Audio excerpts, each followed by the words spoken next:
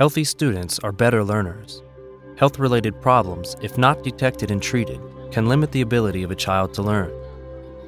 In the state of Tennessee, Coordinated School Health conducts school health screenings in an effort to identify health-related problems and notify parents.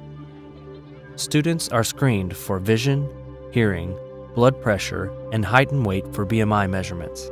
When a health concern is identified through a school health screening, steps can be taken to access needed health care in order to improve educational as well as health outcomes. It is estimated that 80% of a child's learning occurs through visual processing. Unfortunately, 64% of children ages 5 years and younger have never had a vision screening by a healthcare professional. Unidentified vision problems can have a devastating impact on childhood development.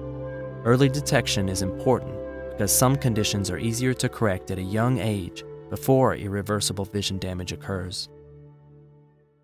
Ask the student if they wear glasses or contacts.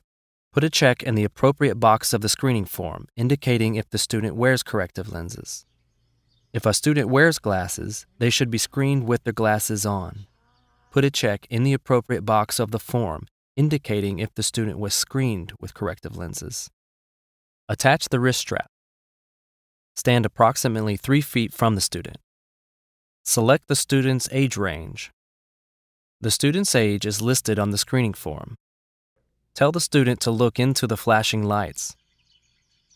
The spot vision machine should be at eye level or the same horizontal plane as the subject's eyes. Slowly rotate the device upward to meet both of the subject's eyes. The screen will indicate if you are too close or too far from the subject. Adjust your distance from the subject until both eyes are clear on the screen. Results that are in range will appear as screening complete, all measurements in range. Check the pass box on the screening form. Results that are out of range will appear in red as complete eye exam recommended. Check the refer box on the screening form. Note the SE results on the form. Indicate eye conditions by marking the appropriate checkboxes on the form. Place the test booklet on a flat surface in front of the student. Only touch the outer tabs of the booklet and not the pages. Each page is numbered in the top right for reference. Tell the student, "Tell me what shapes you see." Not every page has a shape. If you don't see a shape, you should answer "no shape." Show the student the first page, which is a test page. This page is designed to familiarize students with the test.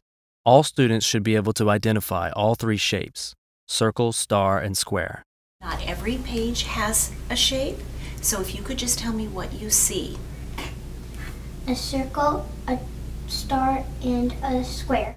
Each page is shown for no more than 15 seconds. If the student cannot identify the shapes within 15 seconds, indicate a fail for those shapes on that page. If the student seems to be having trouble verbally indicating the shapes, they may trace the shapes with a Q-tip. For each page, record the student's answer by circling each shape on the screening form in either the pass or refer column.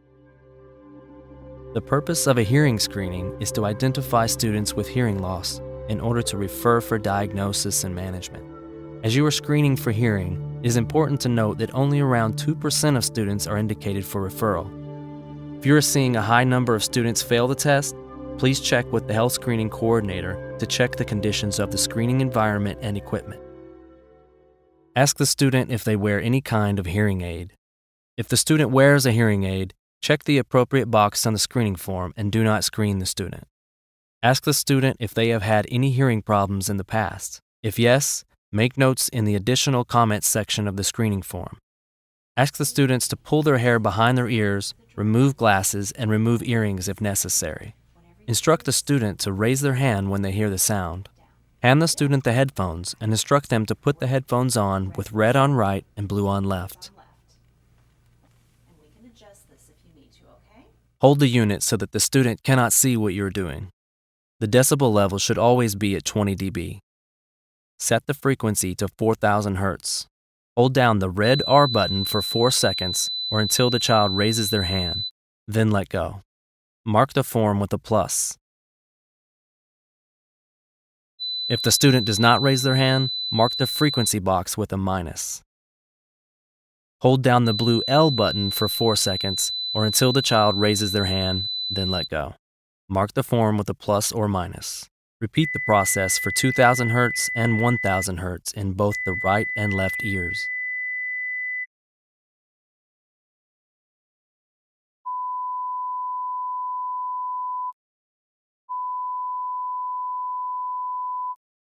If the student missed any of the tones, highlight the word hearing on the screening form.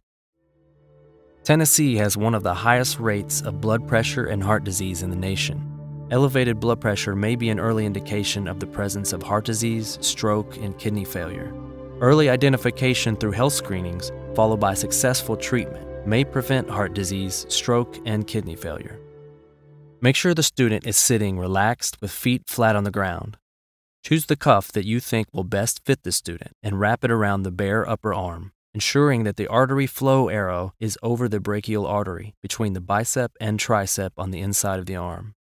Make sure the index line on the cuff falls within the range on the cuff. If not, use a different size cuff. The cuffed arm should be still, relaxed, and resting on the table close to heart level with the other arm resting on the lap. Make sure they do not clench their fists. While blood pressure is being taken, the student should not talk.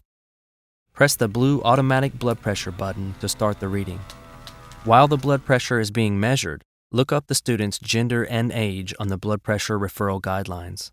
After 30 to 40 seconds, you will hear a beep signaling cycle completion. Record the student's systolic and diastolic readings and add your initials to the form. If the blood pressure results are at or above the blood pressure referral guidelines, rescreen the student on the other arm. Record the student's systolic and diastolic readings and add your initials to the form. If the second reading is within range, record the results and send the student to the next screening station. If the second screening is still at or above the blood pressure referral guidelines, send the student to a different screener at a different screening station for a third and final screening. If any of the blood pressure readings are at or above the numbers listed on the priority referral card, highlight blood pressure on the screening form to discreetly and confidentially flag an emergency referral. The rapid increase in overweight children and adolescents is generating widespread concern throughout the nation. Nearly 1/3 of children and adolescents are considered to be overweight. Screening children to identify potential weight problems can contribute to positive health outcomes, but if not done with sensitivity, it can have a negative impact on emotional well-being. Height and weight measurements should not be conducted within sight or hearing distance of other students. The trained staff member conducting the measurement should be the only person to see the results and should not announce them out loud. Ask the student to remove any heavy items from their pockets, such as a cell phone or iPod. Ask the student to remove their shoes and any heavy outer clothing like a jacket or vest. Before the student steps on the scale, press Start to reset the scale to a 0 reading.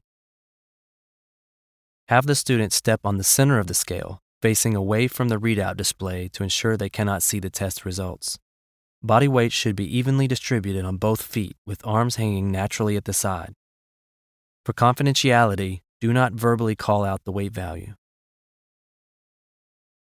Record the exact weight value on the student form.